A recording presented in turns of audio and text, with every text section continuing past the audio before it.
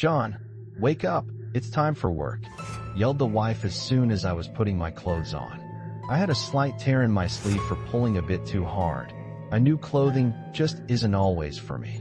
I walked down the stairs every morning, the same boring house, the same boring staircase, and I complain about the same exact thing every morning. It's quite odd. In fact, I have plenty of enjoyment for what I do. I never seem to know why I complain. I guess life isn't for everyone. But then again, I have no want nor need to die.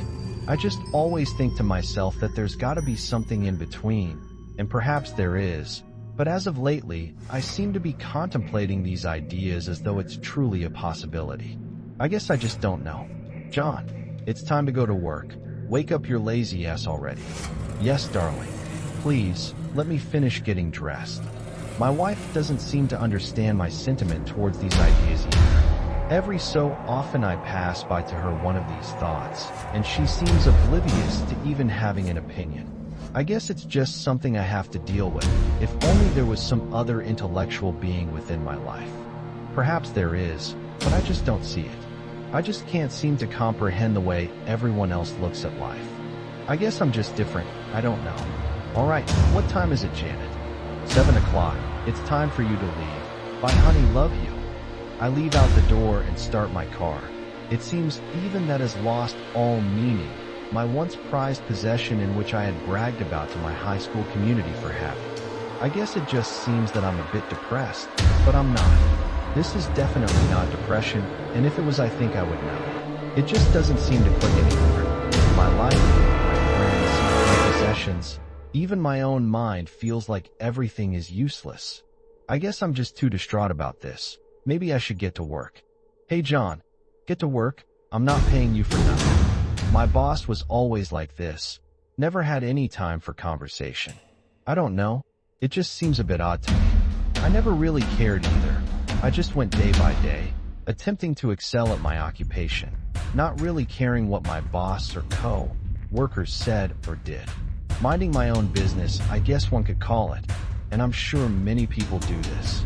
Who needs human interaction when you've got silence? See, I can even think clear thoughts every so often.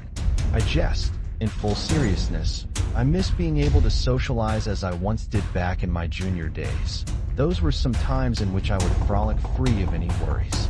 I'm still not worried in the slightest, but not in the same way. I guess I'm not worried because I don't care, because life means very little anymore. I work the same job. I live at the same house. I'm required to participate in the same activities every day. Every day. I'm not sick of it. I'm not tired of it. Just bored. I just don't really care for my life as it was pointless to start with. There's nothing I can do to benefit society. Nothing I can do to help out those in need. And even if I did, what would it accomplish? Humanity will move on someday. Deeds done countless millenniums ago are long gone and over with. No one remembers. No one. I don't know. I guess that's why, maybe. And with that thought, my day at work ends, and I return to my humble abode. "Hey honey, how was your day today?" "Alright, come sit down and have dinner with the kids." Ah, the kids. They remind of the innocence I once had, and have now lost. They're so cute as people exclaim, and I agree, but I just don't seem to care. I don't care for cute. What has cute done, or will ever do? Why are humans so attracted to cute? Why are humans attracted to anything? I don't understand. Is it our biology? Is it because our bodies tell us so? Or perhaps it's because society tells us it's very desirable. Yes, blame society, as my dad used to say. Ramble on about how society's killing you. How it's always society's fault you can't do well in school, you can't get a job, and all that bullshit. Well, let me tell you something, boy. You wouldn't be anywhere without society. Now go to your room. You've caused enough troubles. Now I think he's right. I wouldn't exist without society, but that might be why I have such malevolence for it in the first place. Society creates and destroys us, yet why do we thrive on it so badly? Why do we need to care so much about the next best trend? Why do we need to continue on about which celebrity is fucking fish in their backyard or slitting some chicken's throat during their live sets? I wonder why. I guess it just doesn't matter. You haven't touched your plate. I know. I'm not that hungry. I'll just go to sleep now. I never noticed that twitch in my wife's left eye. It's quite irksome now that I think about it. Her eyes are quite the wonder actually. I've always hated them. Always hated her eyes. I don't know why exactly. They're of the highest caliber, but perhaps it's because they're so high up on the scale that it seems society just wants to taunt me even more. Like they're saying, you have the best life, the best family, the best everything. And yet, I can't do anything with it. I seem to be going nowhere with my rambles. It's time for me to rest. John, get your lazy ass out of bed. It's time for work. Once again, same morning, same everything. I exit from my house and go through the cycle. But something odd happened. For once, something was different and off. Key. My wife didn't say goodbye to me this morning or proclaim her insignificant love for me. And I was excited. It seemed like for once something different happened.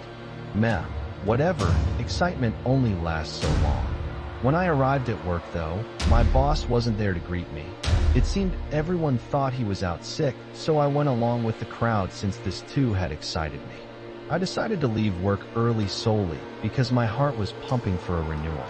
I arrived home and it seemed like my family was out, but I was tired, so I decided to have a rest. The next morning, the same thing happened, except this time she didn't even greet my awaking. I was once again excited for a new day. It seemed like my life was changing for the better. I felt everything was meaningful again and lived out the following days with quite some happiness. Never before had I experienced such poetic justice.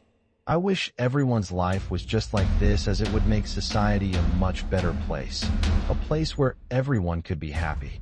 I turn on the news one morning, and the report that's airing makes me want to burst out in laughter. Police investigators have finally figured out the identity of the 4 bodies found. They seem to be of Janet Holding and her 3 children. Police state they have been attempting to contact Mr. Holding, but it seems as though he has fled the area. If any new information is found, please contact the police. Ah, society. You're pretty funny.